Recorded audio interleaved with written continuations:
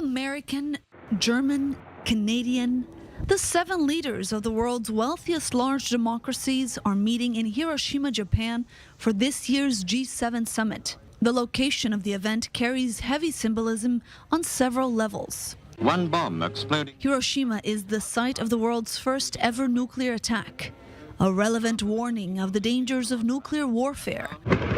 Once again, a global concern as Russia's ongoing war in Ukraine continues, serving as a reminder of Moscow's arsenal of almost 6,000 nuclear warheads. The conflict is set to be at the top of the agenda.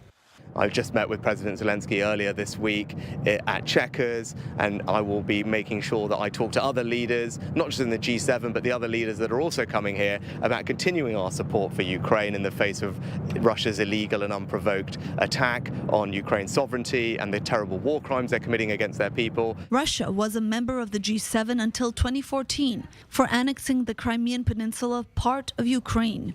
We stand up for the shared values, including supporting the brave people of Ukraine as they defend their sovereign territory and holding Russia accountable for its new aggression.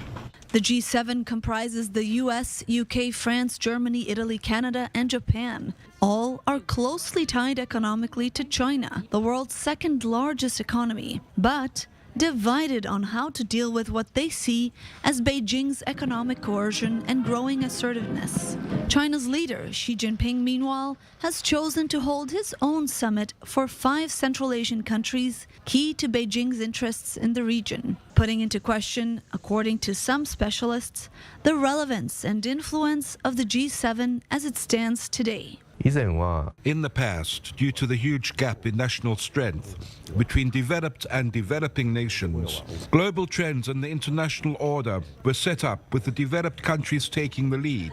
But now that is no longer the case, as it is no longer an era where G7 countries can represent the whole world.